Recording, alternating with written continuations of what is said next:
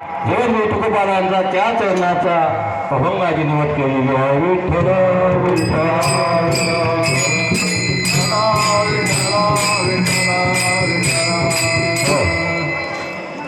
आपल्याला सगळ्याला माहीत आहे की आपल्या या गावामध्ये आजूबाजूच्या सर्व परिसरामध्ये गजानन महाराजांचे मंदिरं झाले होते, परंतु आपल्या गावात इथं मंदिर गजानन बाबाचं नव्हतं. हे जर थोडं 10 वर्ष आधी झालं असतं तर आज आपल्याकडे एक धोतर आलं असतं आणि तंबूला उभा घालून राहिला असता. कारण गजानन बाबाच्या कार्यक्रमामध्ये अतिशय शिस्तबद्ध असं हे कार्य असतं. परंतु हा आपल्या गावचा कार्यक्रम आहे. 3 दिवसापूर्वी आपण 3 दिवस सोहळा गेलेला आहे 2 दिवसापूर्वी, आणि त्यामध्ये आपलं जे आर्थिक बजेट असते भरपूर सामावलं गेलेलं आहे. त्यामुळे कार्यकर्ते म्हणत होते की काला तर करायचा आहे आणि आजचा हे कालाचं घेतात आपण मी जे आपल्यासमोर उभा आहे तर ती जे शक्ती आहे ती हरिभक्तपरायण श्रीकृष्ण महाराज भासाकडे, तसेच हरिभक्तपरायण अरुण महाराज ठाकरे, आमचे समस्त वारकरी फकवाजी या सर्वांना वंदन करतो. आणि हा काला या ठिकाणी प्रत्येक चरण समजून सांगण्याचा प्रयत्न करतो. आणि आपल्याला हे संपूर्ण माहीतच आहे असं मला वाटतं, कारण की आजपर्यंत सगळ्यात जास्त कीर्तन जर मनुष्य कोणते ऐकत असेल तर ते कालाचेच आहे. कुठल्याही कार्यक्रमाची सांगता ही गोपाळ काल्यानं होत असते आणि त्यानिमित्त हा काला आहे. आणि काला म्हटला म्हणजे काय असते, पोहे असतात, हरभऱ्याची डाळ असते, मला सांगितला मुळगुरे, म्हणजे सगळ्या प्रकारचे पदार्थ घेऊन जो पदार्थ बनवतात त्याला काला म्हणतात. आणि हे झालं त्याचं एक दृष्टांत, पण त्याचा तो सिद्धांत आहे की ज्या समाजामध्ये ज्या संस्कृतीमध्ये आपण जगतो त्या देशाच्या त्या समाजाच्या सर्व घटकांना बरोबर घेऊन सर्वांचा विकास साधता आला पाहिजे. आणि त्यासाठी भगवंताने किती वर्ष झाले 5000 वर्षापूर्वी आपल्या या भारतवर्षामध्ये स्वतः आपल्याला सांगण्यासाठी अवतार घेतला. आपल्याला माहीत असेल अवताराचा आला तर यदा यदा धर्मस्य ग्लानिर्भवति भारत अभूत्मानमदेवस्य तदात्मानं सुराम्यहं परित्राणाय साधूना विनाशाय च दुष्कृतां धर्मसंस्थापनार्थाय संभवामि युगे युगे.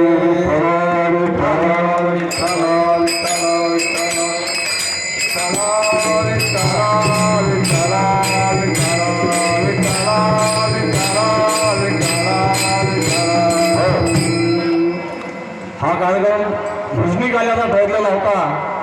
पण आपल्या माहितीसाठी सांगतो की जवळजवळ 20 वर्षापूर्वी जाहीर कीर्तनाचे कार्यक्रम केलेले आहेत. गावातही झाले आणि बऱ्याचशा ठिकाणी झाले.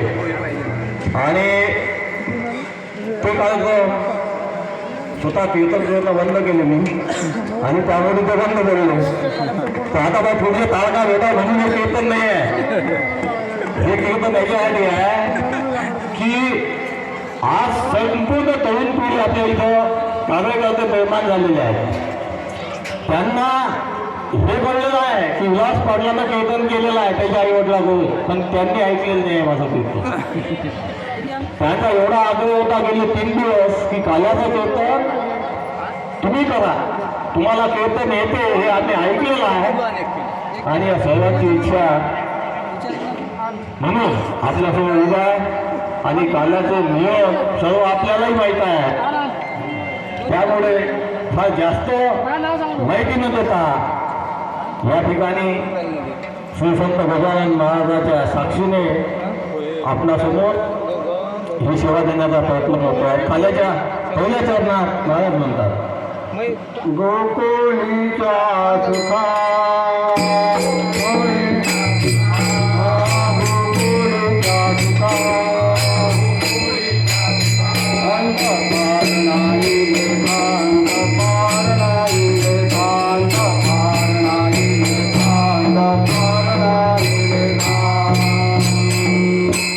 गोकुळ गोकुळीच्या सुखा अंत पार नाही लेखा.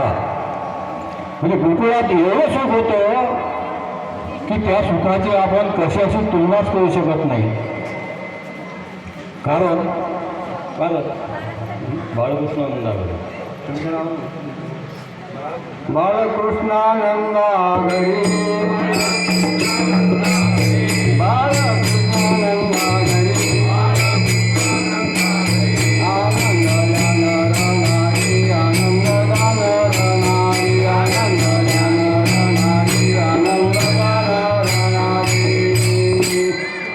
भगवंताने या आपल्या 8 वर्षामध्ये अवतार घेतला. कशासाठी घेतला की ज्यावेळी कंस माझे अत्याचार भयंकर वाढलेले होते. कृष्णाचा जन्म हा बंदीशाळेत झाला आणि हा अवतार जो कृष्णाचा आहे हा सर्वांना समतेची शिकवण देण्यासाठी झालेला आहे. आणि त्याचंच स्वरूपक आहे कालामंदिर. आणि त्यामुळे ज्या ठिकाणी भगवंत असतो त्या ठिकाणी आनंदाचा तोटा कधीच नसतो. कारण तुका महाराज म्हणतात आनंदाची अंग आनंदाची अंग आनंदाचे आनंदाचे देही आनंद परम आनंदाचे देही आनंद परम आनंदाची रंग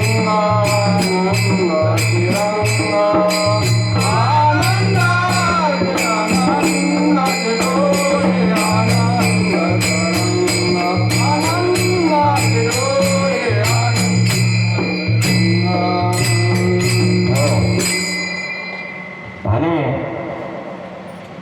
असा जेव्हा कृष्णाचा बंदीशाळेमध्ये जन्म झाला भगवंतांनी तेव्हा त्या बेड्या तोडल्या बरोबर. त्या बेड्यावर त्या तोडल्या आणि वसुदेवा जोडीला सांगितलं की तुम्ही मला या कंसाच्या तावडीतून वसुदेवाच्या घराला नंदाच्या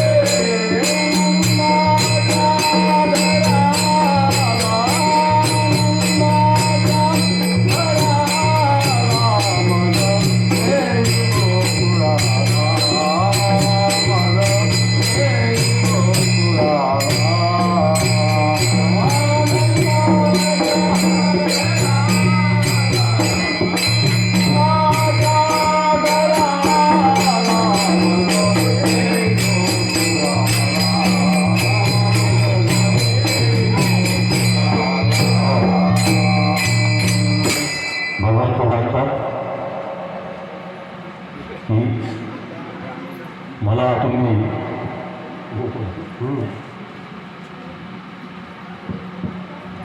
गोकुळात घेऊन जा. त्या ठिकाणी मायेचा जन्म झालेला आहे आणि त्या मायेला इथे घेऊन ये. अशा प्रकारे जेव्हा भगवंत जातो तिथे मला सगळं माहीतच आहे. मुलीला पूर होता भगवंताने अंगठा काढला. तो प्रवास कृष्णाला कसा झाला हा लहानपणापासून आपल्याला माहीतच असतो आणि आहे माहिती. तर अशा प्रकारे भगवंत कृष्ण गोकुळात अवतरित झाले आणि या ठिकाणी त्यांना नंदबाबा आणि यशोदा माता लागले.